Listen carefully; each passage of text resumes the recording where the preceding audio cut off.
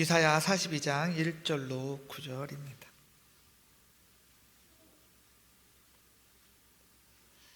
네, 1018쪽에 있습니다. 네, 다 찾으신 줄 알고 한 절씩 교독하도록 하겠습니다. 내가 붙드는 나의 종, 내 마음에 기뻐하는 자, 곧 내가 택한 사람을 보라. 내가 나의 영을 그에게 주었은즉 그가 이방에 정의를 베풀리라.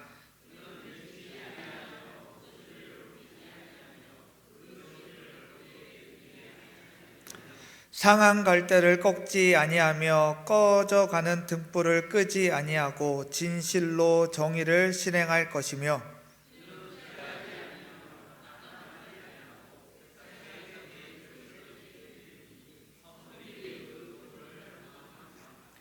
하늘을 창조하여 펴시고 땅과 그 소산을 내시며 땅 위의 백성에게 호흡을 주시며 땅에 행하는 자에게 영을 주시는 하나님 여호와께 이같이 말씀하시되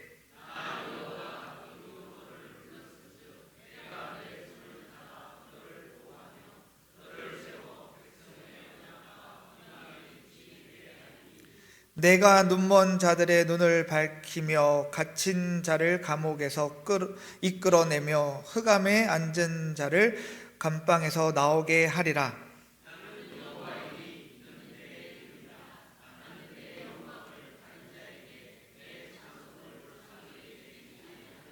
함께 읽도록 하겠습니다. 보라, 전에 예언한 일이 이미 이루어졌느니라. 이제 내가 새 일을 알리노라. 그 일이 시작되기 전에라도 너희에게 이르노라. 아멘. 할렐루야. 우리 앞뒤 옆 성도님들을 바라보시면서 잘 오셨습니다. 은혜 받고 돌아갑시다. 아멘. 우리 다시 한번 바라보시면서 나 졸 때 깨워줘. 네. 네. 졸릴 시간이시죠. 네. 식사 맛있게 하셨죠? 네. 오늘은 2026년 1월 25일입니다.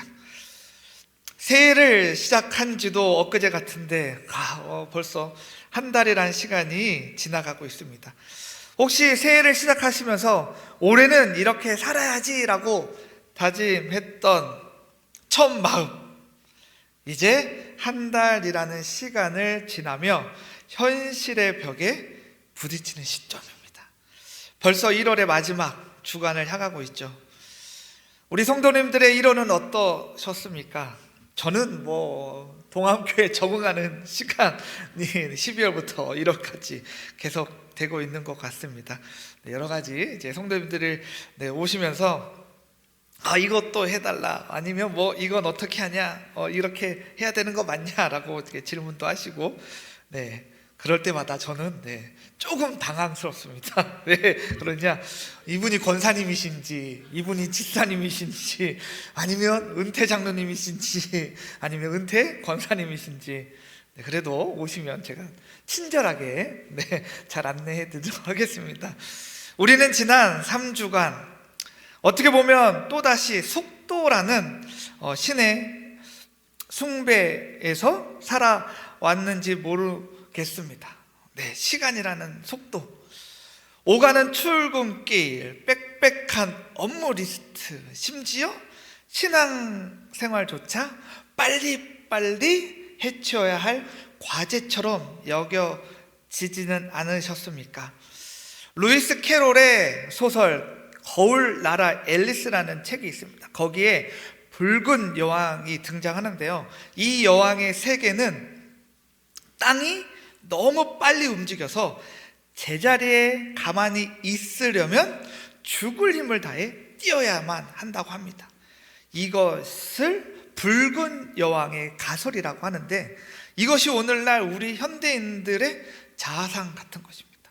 빨리 움직여야 돼, 빨리 해야 돼 라는 어떤 그런 압박 속에 삶을 살아가고 있는 것 같습니다. 그런데 존 마크 코너라는 슬로우 영성이라는 책이 있습니다.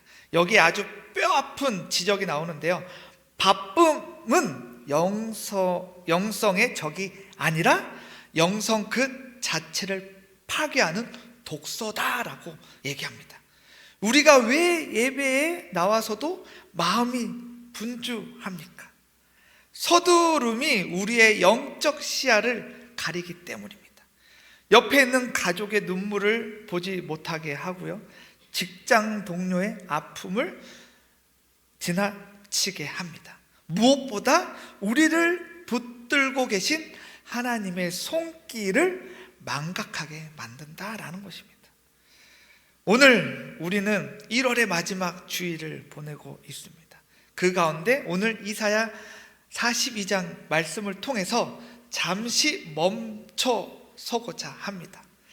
바벨론 포로기, 거대 제국의 속도에 짓눌려 있던 이스라엘에게 하나님은 정복자가 아닌 조용히 걷는 종을 소개합니다. 이 말씀을 듣고 우리가 한번 멈추어서는, 그리고 이 하나님의 리듬을 회복하는 치유의 시간 되기를 소망합니다. 오늘 우리가 읽은 본문은 여호와의 종의 노래 중 첫 번째 노래입니다. 이 말씀의 배경이 이렇게 된 것이 매우 중요한데요, 이사야는 크게 세 부분으로 나눕니다. 1장부터 39장은 심판을 얘기하고요, 40장부터 55장은 포로 귀환과 위로를, 그리고 56장에서 마지막 66장까지는 미래의 소망을 다룹니다. 오늘 본문은 어디예요? 포로 귀환과 위로라는 곳에 속해 있는 부분입니다. 역사적으로 기원전 6세기 중 이스라엘 백성들이 바벨론 포로 생활을 한 지 약 70년 되었던 때입니다. 당시 국제 정세는 급변하고 있었는데요, 바벨론이 저물고 저 옆에 있는 페르시아 고레스 왕이 강력한 정복 전쟁으로 급부상하던 시기였습니다. 포로로 잡혀있던 이스라엘 백성들은 생각했습니다. 저 강력한 고레스가 우리를 해방시켜줄 정치적 메시아는 아닐까라는 생각을 한 것입니다. 세상의 눈으로 보면 구원은 강력한 군사력과 힘, 그리고 속도에 있는 것처럼 보입니다. 그러나 하나님은 이사야를 통해 놀라운 반전을 선포하십니다. 하나님이 세상을 구원하고 공의를 세우는 방식은 저 고레스와 같은 정복자의 방식이 아니라는 것입니다. 오히려 상한 갈대를 꺾지 않는 겸손하고 온유한 종의 모습을 통해 하나님의 뜻을 이루시겠다라고 말씀하신 것입니다. 이것은 힘의 논리가 지배했던 당시 고대 근동의 질서를 뒤집는 충격적인 선언인 것입니다. 오늘 이 예배를 통해서 우리가 이 종의 복폭으로 걷는다는 것이 어떻게 가능하고 어떻게 구체적으로 가능한지를 세 가지로 함께 나누려고 합니다. 우리가 첫 번째 읽었던 1절 말씀 다시 한번 읽도록 하겠습니다. 1절 말씀 함께 읽도록 하겠습니다. 시작. 내가 붙드는 나의 종, 내 마음에 기뻐하는 자, 곧 내가 택한 사람을 보라. 내가 나의 영을 그에게 주었은즉 그가 이방의 정의를 베푸리라 라고 합니다. 종의 보폭으로 걷는 것, 그것을 하기 위해서는 스스로 힘을 내려놓고 하나님의 붙드심에 머물러야 한다라는 것입니다. 1절에 뭐라고 할까요? 보라라고 외칩니다. 보라. 그러니까 세상의 화려한 영웅이 아니라 하나님이 택한 이 종을 주목하라라고 하시는 것입니다. 여기에서 종은 가장 큰 특징이 무엇입니까?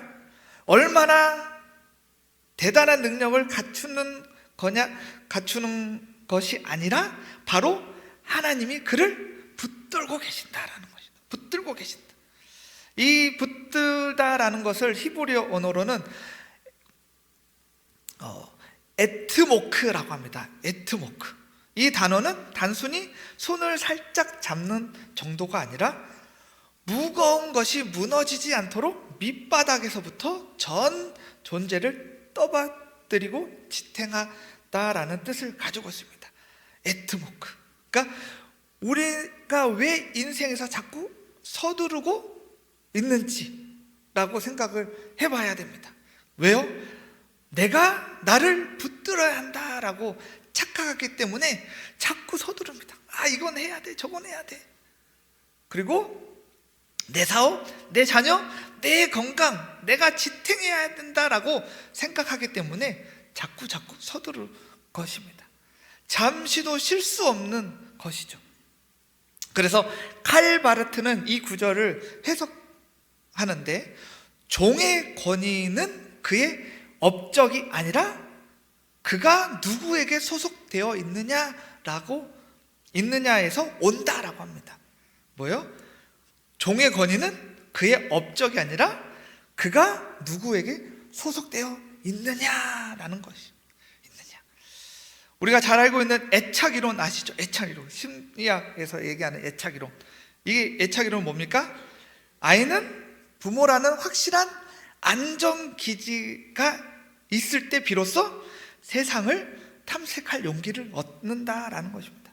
반대로 부모의 돌봄을 신뢰하지 못한 아이는 놀이를 즐기는 대신 생존에 모든 에너지를 쏩니다. 지금 안전한가?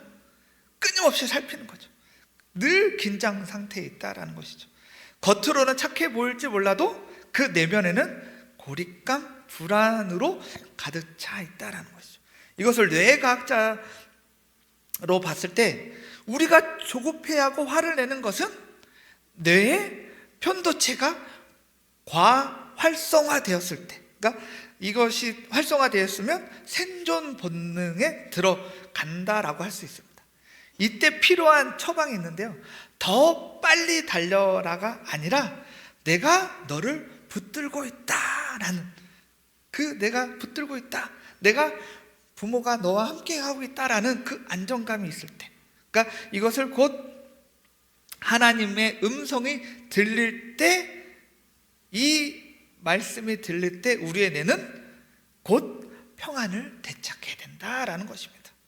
사랑하는 성도 여러분, 1월을 보내며 혹시 재정의 압박이나 불확실한 미래 때문에 내가 이걸 놓치면 끝장이다라는 두려움에 쫓고 계십니까? 그때가 바로 아까 얘기했듯이 에트모크, 나를 밑바닥에서부터 떠받치는 하나님의 손길을 기억할 때일 줄 믿습니다. 그래서 이 하나님께서 언제나 나를 붙들고 계시고 떠받들어 계신다. 하나님의 종은 자신의 유능함에 달린 자가 아니라라는 것이죠. 하나님의 임재에 자신을 내어드리는 자, 내 호흡이 가빠질 때 하나님의 숨결인 우리 잘 알고 있는 르와르가 들어와야 비로소 종의 보폭으로 걸을 수 있다라는 것입니다. 그럴 때 천천히 갈 수 있다라는 것입니다. 우리 2절 3절 우리 함께 읽도록 하겠습니다. 2절 3절 다시 읽도록 하겠습니다. 시작. 그는 외치지 아니하며 목소리를 높이지 아니하며 그 소리를 거리에 들리지 아니하며 상한 갈대를 꺾지 아니하며 꺼져가는 등불 끄지 아니하고 진실로 정의를 실행할 것이며 라고 되었어. 뭡니까? 종의 보폭은 뭐예요? 소리내지 않는 온유함으로 깨진 관계를 치유하는 삶입니다. 그러니까 외치지 않는 목소리, 외치지 않고 목소리를 높이지 않는다라는 것, 종의 특징이 이것입니다. 여기서 외치다, 그러니까 위기 상황에서 군중을 선동하거나 자신의 힘을 과시할 때 쓰는 단어인데, 지금 상황에서 이스라엘 백성들, 그러니까 세상 제국의 큰 소리로 위협과 자신의 존재감을 드러내는 그 세상적 정의를 말씀하시는 것이 아니라 뭐요? 이 하나님의 종은 뭐요? 상한 갈대를 꺾지 않는 것. 상한 갈대는 뭐요? 이미 구조적으로 약해져서 쓸모없고 보잘것없는 존재인 것이죠. 그리고 꺼져가는 등불, 기름이 다 떨어져서 연기만 하는 상태. 그러니까 세상의 효율적으로 따지면 이 모든 것은 다 꺼뜨리고 꺾어야 됩니다. 그러나 종은 그것을 보호한다라는 것이죠. 그래서 이 바로 공의 이 세 번이나 이 모든 우리가 읽었던 말씀 중에 공의가 세 번 반복되는데, 우리가 흔히 생각하는 정의는 법대로 심판하고 잘라내는 것입니다. 그러나 본문에서 말하는 하나님의 정의는 치유의 정의입니다. 깨진 관계를 원래의 창조 질서로 회복시키는 것, 상처 입은 자를 다시 살려내는 것이 하나님의 정의인 것입니다.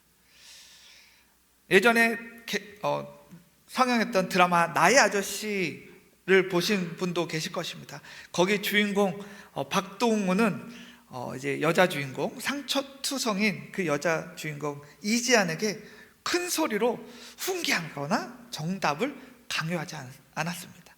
그저 편안함에 이르렀냐라고 묻고 묵묵히 그녀의 곁을 지켜줍니다. 그래서 이것을 에드거 샤이는 이것을 겸손한 리더라고 부르는데, 리더가 모든 답을 안다는 환상을 버리고 인격적인 관계를 맺는 것이 바로 이 겸손한 리더입니다. 이것을 뇌과학자 루너는 이렇게 얘기하죠. 내가 가정에서, 직장에서 큰 소리를 내지 않을 때 상대방의 뇌는 여기가 안전하구나 라고 느끼며 회복 회로를 작동시킨다고 합니다. 저도 이 자료를 찾으면서 나는 집에서 큰 소리를 내고 있지는 않은가, 너무 큰 소리를 내는 저의 모습을 또 보면서 큰 소리를 내지 말아야 되겠다라고 생각을 했습니다. 우리가 큰 소리를 내지 않고 직장에서도 내 가정에서 큰 소리를 내지 않을 때 상대방의 뇌는 여기가 안전하구나, 그 회복 회로를 작동한다는 것입니다. 성도 여러분, 여러분의 언어와 태도는 어떻습니까? 정의를 실현하는 명목으로 가족들에게, 혹시 자녀들에게, 혹 교회 지체들에게 큰 소리 내며 상한 갈대를 꺾고 있지는 않습니까? 하나님의 종은 결코 꺾지 않습니다. 꺾지 않습니다. 그래서 조용하지만 강한 힘으로 자신의 기름을 나누어 꺼져가는 등불을 살려내는 것, 이것이 우리가 추구해야 할 예수 그리스도의 성품이자 오늘 예배에 나오신 저와 여러분이 세상 속에서 보여줘야 할 실력인 줄 믿습니다. 네, 우리 9절 한번 읽도록 할까요? 우리 마지막 읽었던 9절 읽도록 하겠습니다. 9절 읽도록 하겠습니다. 시작. 보라, 전에 예언한 일이 이미 이루어졌느니라. 이제 내가 새 일을 알리노라. 그 일이 시작되기 전에라도 너희에게 알리노라. 네. 종의 보폭으로 걷는다는 것은 새 일을 행하시는 하나님을 바라보며 소망의 보폭으로 넓혀 나가는 것입니다. 앞에 읽었던 9절 전에 5절부터 9절에 그 내용들이 나옵니다. 하나님은 자신을 하늘에 창조하며 퍼지며 땅과 그 소산을 내시는 분이다 라고 소개합니다. 창조주 하나님, 창조주 하나님께서 종에게 말씀하시는 거죠. 내가 너를 세워 이방의 빛이 되게 하고 갇힌 자를 감옥에서 이끌어내겠다. 여기서 중요한 신학적 메시지가 나오는데, 볼트만은 이것을 희망의 신학에서 이렇게 얘기하고 있어요. 기독교의 희망은 미래로부터 오는 하나님의 약속에 근거한다라고 했습니다.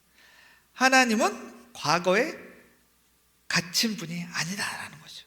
지금 포로 생활하는 이스라엘 백성들, 감옥에 갇혀 있어도 하나님은 이미 땅속에서 새로운 싹을 틔우고 계시다라는 것입니다.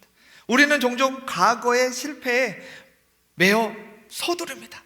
내가 작년에 실패했지만 올해는 빨리 만회하리라. 그때 내가 왜 그랬을까 후회하느라 현재를 낭비합니다. 그러나 하나님의 종은 뭐요? 과거를 후회하느라 서두르지 않습니다. 대신 뭐요? 다가올 미래를 신뢰하며 묵묵히 한 걸음을 내딛습니다. 하나님이 말씀하시죠. 아까 읽었던 그 일이 시작되기 전에라도 너에게 이르노라.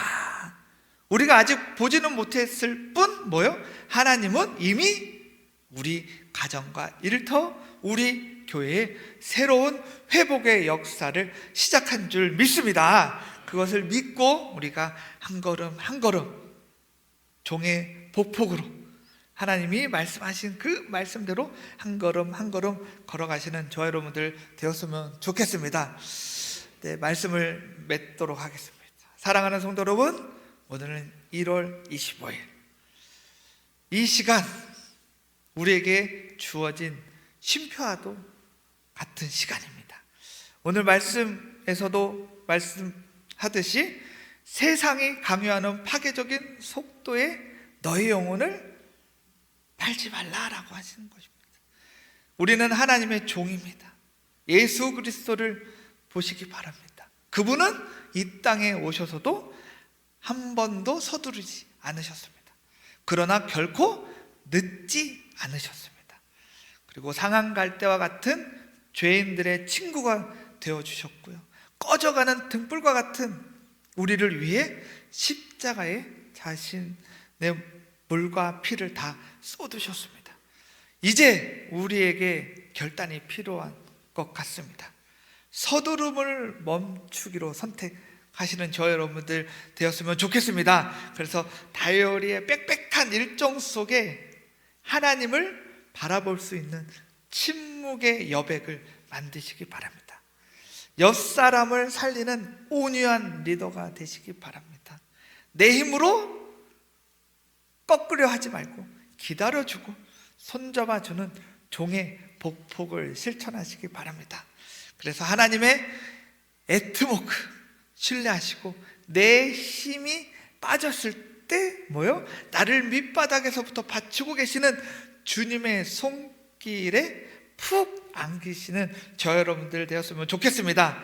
그래서 내 멍에는 쉽고 내 짐은 가볍다 하신 그 주님의 음성을 들으시고 2026년 남은 시간을 2인 삼각 경기와 같이 우리 함께 걸어가시는 저 여러분들 되었으면 좋겠습니다. 그때 우리의 삶을 통해 상한 갈대가 살아나고 이방의 빛이 비치는 놀라운 역사가 일어날 줄 믿습니다. 그래서 이 동합 공동체가 이렇게 함께 걸어가고 함께 이 빛을 나누는 그런 놀라운 우리 동함의 공동체가 되었으면 좋겠습니다.